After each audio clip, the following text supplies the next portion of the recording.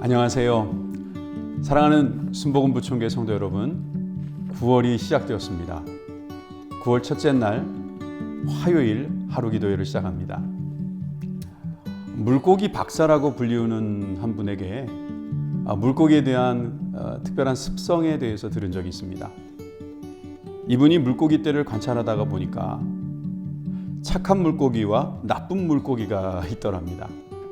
그 비율을 대략 7대3 정도로 그는 보았다는 거죠. 일단 좋은 물고기는 놔두고 나쁜 물고기로 보이는 물고기들을 싹 빼내었다고 합니다. 그럼 좋은 물고기만 남아야 되잖아요. 그런데 글쎄 그게 그렇지 않더랍니다. 또 시간이 지나면서 또 7대3 정도, 30%의 또 나쁜 물고기가 발생하는 것을 그분은 보았다고 그렇게 말합니다. 아마 이 사회도 그렇지 않을까 생각이 됩니다. 언제라도 선한 사람과 악한 사람이 나누어지게 돼 있다는 거죠. 아주 우리가 선한 사람이 된다는 것은 어찌 보면 우리들이 해야 될 과제일 것입니다. 한번 선한 사람이 되는 것은 아주 어려운 일은 아닙니다. 그런데 문제는 계속 선한 사람이 되는 것이 어려운 일이겠죠. 어떻게 끝까지 선한 사람이 되느냐? 이것은 바로 우리가 하나님의 말씀에 의지해서 성령의 감동과 그리고 성령이 주시는 그 은혜로 말미암아 살아가는 길이라 생각이 듭니다. 오늘 말씀을 통해서 그런 능력을 회복하시고 또 그런 능력으로 하루 승리하시기를 바랍니다. 오늘 말씀은 소망교구를 담당하고 계시는 최진태 목사님께서 은혜의 말씀 증거해 주시겠습니다.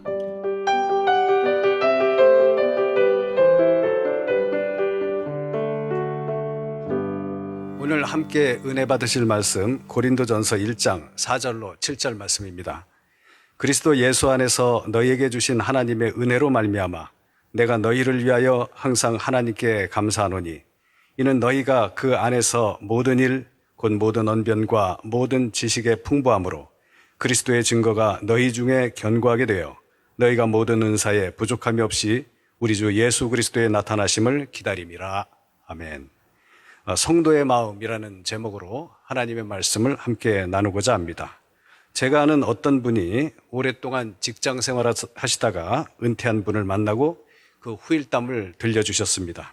편의상 제가 아는 분을 A씨라고 하고 그 상대방을 B씨라고 그렇게 표현을 하겠습니다. 그 은퇴하신 B씨가 평생 한 직장에서 일했는데 지금 매달 연금 수령액이 일반 직장인의 월급을 뛰어넘는 금액을 수령하고 있다는 것입니다. 그래서 안락한 생활을 하면서 하나님께서 내 미래를 준비시키시고 넉넉한 노후를 살게 해주시니 이것이 참 하나님의 은혜가 아닐 수 없다. 이와 같이 이야기를 했다는 겁니다. B씨 입장에선 정말 더할 나위 없는 감사인데 이 말을 들은 A씨가 상처를 받았습니다. 그분도 신앙이나 봉사 차원에서 말한다면 참 복받을 만한 그러한 삶을 살았습니다. 그다지 넉넉하지 못한 살림살이 때문에 버거워하면서도 기쁨을 잃지 않고 봉사하며 늘 감사하는 그러한 삶을 살았는데 어떤 사람은 뭘 그렇게 축복받을 일을 많이 했다고 하나님께서 노후까지 보장해 주신다니 상대적으로 큰 박탈감을 느낀 겁니다. 나무는 가만히 있으려 하나 바람이 가만두지 않는다라는 옛말이 있죠. 이것을 갖다가 신앙적인 표현으로 풀어본다면 사단은 익지 않은 열매는 흔들지 않는다라는 그러한 표현을 들 수 있을 겁니다. 신앙은 우리가 끊임없이 살아가면서 도전을 받게 되어 있습니다. 사실 우리 신앙인의 입장에서 보면은 성경에 비추어서 해석하면은 이것은 오히려 우리가 감사할 일입니다. 야고보서 1장 2절도 우리에게 말씀하고 있지 않습니까? 내 형제들아 너희가 여러 가지 시험을 만나거든 온전히 기쁘게 여기라. 자, 그러므로 물질이든 지위든 건강이든 자녀든 어떤 일을 만나도 거리낌이 없으려고 한다면 우리는 어느 정도의 수준의 신앙에 머무를 수 있어야 한다는 것입니다. 자, 그러면은 어느 정도의 신앙을 가져야 우리가 그와 같은 수준에 머물 수 있을까? 자, 이런 질문 앞에 우리는 초라해집니다. 그리고 바로 이런 것들 때문에 성도로 산다는 것이 대단히 어렵습니다. 그러니 성도인 채 살아가는 것은 더더욱 어려운 일이겠지요. 오늘 본문 4절은 이렇습니다. 그리스도 예수 안에서 너희에게 주신 하나님의 은혜로 말미암아 내가 너희를 위하여 항상 하나님께 감사하노니. 자, 이 말씀을 공동번역 성경으로 보면은 이렇게 풀어놨습니다.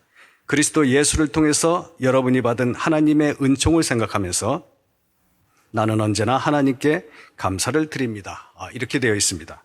신약 여기저기서 자주 볼 수 있는 인사말입니다. 하지만 이 말씀 속에 우리들이 배워야 할 신앙의 자세가 녹아 있습니다. 고린도 교회를 예수님을 통해 하나님의 은총을 받은 교회, 이렇게 표현하고 있습니다. 고린도 교회에 그러면 문제가 없었을까요? 읽어보시면 아시겠지만 이렇게 문제투성인 교회도 없을 겁니다. 그러나 바울은 항상 하나님께 감사하고 있다, 이와 같이 고백하고 있습니다. 상투적인 인사말이 아님이 틀림이 없습니다. 성경 곳곳에서 교회에 대한 애정을 이 바울은 끊임없이 표현하고 있으니 말입니다. 어떤 성도는 사람에게서 문제부터 찾는 사람이 있습니다. 어떤 성도는 칭찬거리, 긍정적인 요인부터 찾는 그러한 사람들이 있습니다. 문제부터 찾으면 비판과 불평이 앞서게 되어 있습니다. 칭찬거리를 찾는 사람은 감사와 은혜를 말하게 되어 있습니다.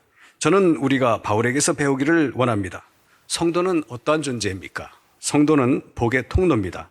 성도는 격려하는 사람입니다. 성도는 칭찬하는 사람이요, 성도는 내 것을 가지고 나누는 사람입니다. 그런 삶을 사는 사람이 성도다라고 우리는 말할 수 있습니다. 자, 그러면은 그런 삶이 가능할까? 우리는 이 질문을 우리 스스로에게 던지고 그 질문의 답을 찾아갈 수 있어야 합니다.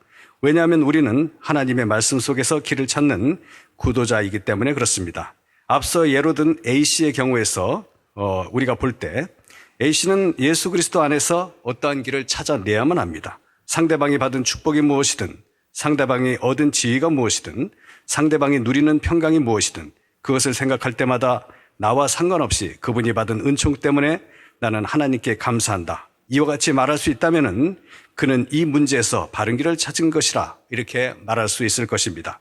자, 바울의 표현 가운데 아주 빈번히 등장하는 그러한 표현이 있습니다. 바로 그리스도 예수 안에서라고 하는 이러한 표현입니다.